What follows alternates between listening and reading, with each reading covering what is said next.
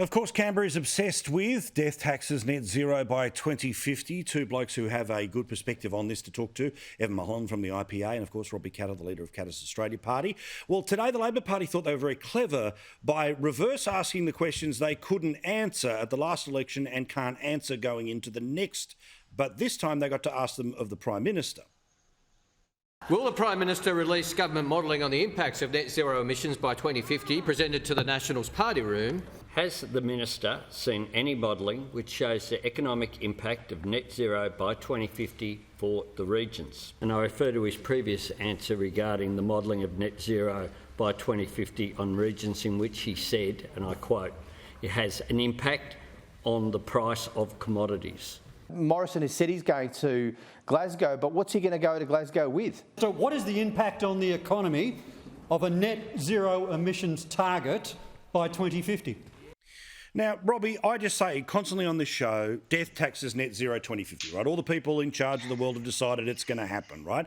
But Labor thinks they're being very clever by pointing out, hey, what's the numbers? But they don't have any numbers either. Look, Paul, I don't have, certainly don't have the answers on this, but I do have some because ethanol mandate, like 63 other countries in the world do it. United States does a tremendous job in the name of fuel security, but ethanol mandate, 10% ethanol in your tank means 30% reduction in emissions from your car. So tomorrow we could take equivalent to taking 30% of petrol cars off the road, and most of your cars are all imported now that are built for ethanol anyway. And but they're not pushing on that for whatever reason, and neither party. And then we've got prickly acacia. We launched last week a program that you could harvest it's the biggest woolly weed pest we've got in Australia. The cane toad of woolly weed, prickly acacia, can be harvested, put into our power stations for carbon neutral. But they don't want to push that stuff. That's far too practical.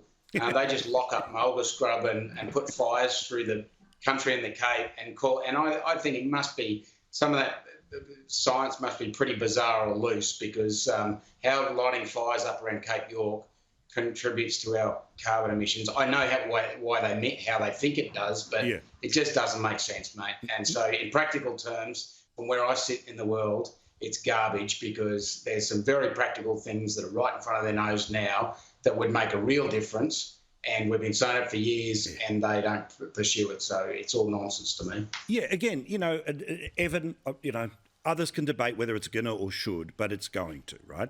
But Labor thought they were really clever today, asking a question they can't answer. Yeah, I thought it was too smart by half, but nonetheless smart politics by Labor.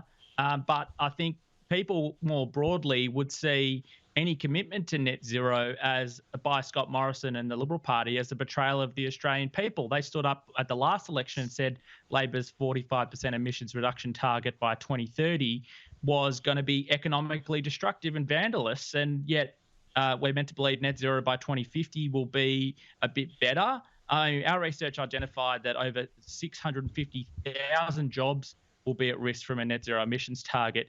And no wonder the Nationals are upset. If you're a worker in a Nationals electorate, your job is 3 times more at risk than a worker in the average Liberal electorate. If you rank it by electorates, 6 of the top 10 most at risk electorates from job losses are National Party held electorates. So it's all good to follow a teal strategy where you're going after Kooyong and Wentworth. But if the coalition actually wants to hang on to government, it needs to be thinking about Gladstone and Newcastle and the Hunter rather than Kooyong and Wentworth.